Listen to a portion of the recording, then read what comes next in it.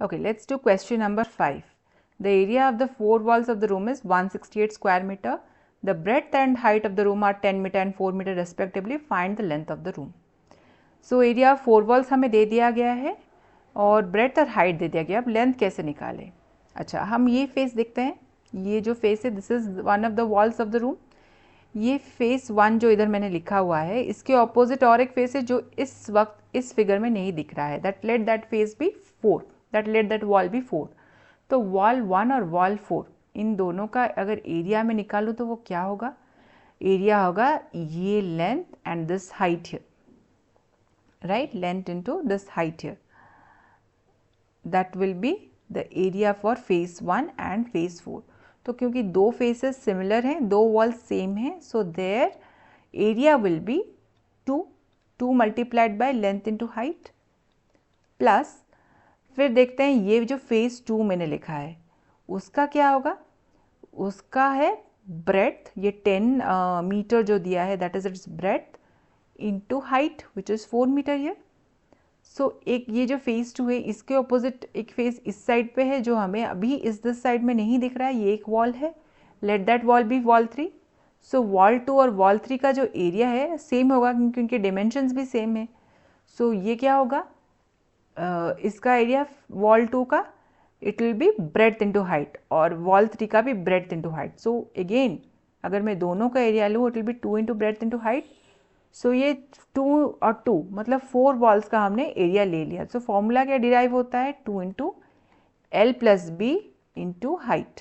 तो 2 और height common है, so I am keeping it outside. Length और ब्रेड्थ अंदर लिखती हूँ. कोई बच्चा अगर कंफ्यूज हो रहा है तो मैं हाइट इसको इधर ना लिख के at the and I can write here also 2 into height into length into breadth. Okay, अब हम जो है वैल्यूज़ डालते हैं. हाइट क्या दे दिया गया है? 4 मीटर. 2 इंटू 4, लेंथ हमें पता नहीं, let that length be L, so I keep it is L. Then breadth is 10. Now ये क्या हो गया? 2 into 4 is 8, 8 into L plus 10, 8 into L plus 10 is equal to 168. So 8L plus 80 is equal to 168. So 8L is equal to 168 minus 80. So L will be equal to 168 minus 80 कितना होगा? 88 होगा. 88 by 8. So that will be 11 meter.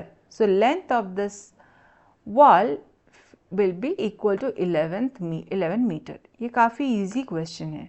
Formula ये 2 into height into L plus B ये पता होना चाहिए area of the four walls. तो वो फॉर्मूला यूज़ करके ये हम इस तरह से हम लेंथ या ब्रेड्थ या हाइट कुछ भी पूछा गया हो आराम से निकाल सकते हैं if the area of the four walls is already given, right? If you are watching my videos and learning maths along with me, then please do also consider liking, sharing and subscribing to my channel Sri Siddhi Academics. Let's start with this question. Last question for the series today. A room is 8.5 meter long, 6.5 meter broad and 3.4 meter high. It has two doors, each measuring 1.5 meter by 1 meter and two windows, each measuring 2 meter by 1 meter. Find the cost of painting its four walls at ₹60 per square meter. तो मैंने ऐसा imagine किया है कि एक door एक wall इसमें है और दूसरा जो डोर है वो दूसरे वॉल पे है, एक विंडो यहाँ पे है और दूसरा विंडो उसके ऑपोजिट वॉल पे है. ऐसा नहीं भी हो सकता है सारे चीज़ें सारे डोर्स विंडोज एक ही वॉल पे हो. Doesn't matter, it will not impact our answer, but just for visibility sake मैंने ऐसे उसको ले लिया है.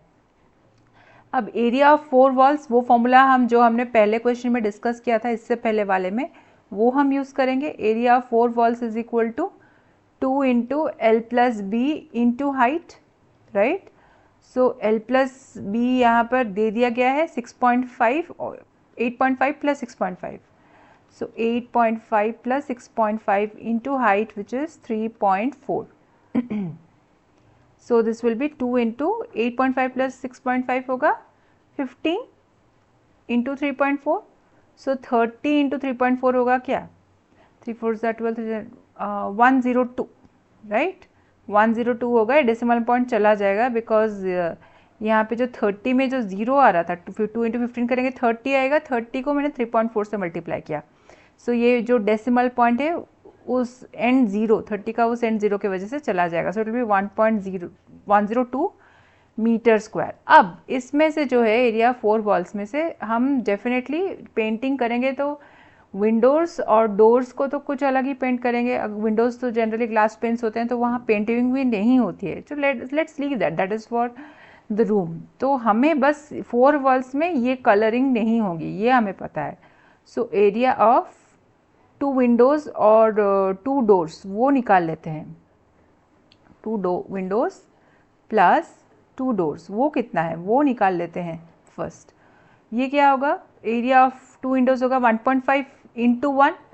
सो 1.5 इंटू 1 मल्टीप्लाइड विथ 2, क्योंकि 2 विंडोज़ है। सिमिलरली नहीं, ये तो डोर था शायद, या 1.5 इंटू 1 ये डोर है, तो जो भी है। एंड विंडो जो है वो है 2 इंटू 1, सो उसका ले लेते हैं 2 इंटू 1 एंड इंटू 2 कर देते हैं बिकॉज 2 विंडोज़ है। तो क्या होगा 1.5 into 1 is 1.5 and then this 2 will be 1.5 into 2 कितना होगा 3। तो 3 प्लस ये हो जाएगा 2 इंटू 2 इंटू 1 4।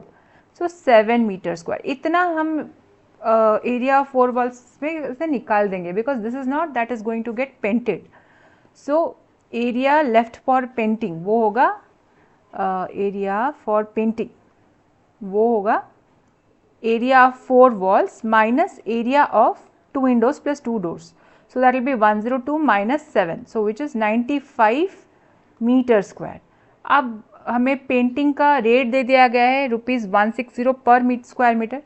तो वो total cost of painting multiply कर देंगे इस एरिया के साथ, तो वो हो जाएगा total cost of painting will be equal to rate into area.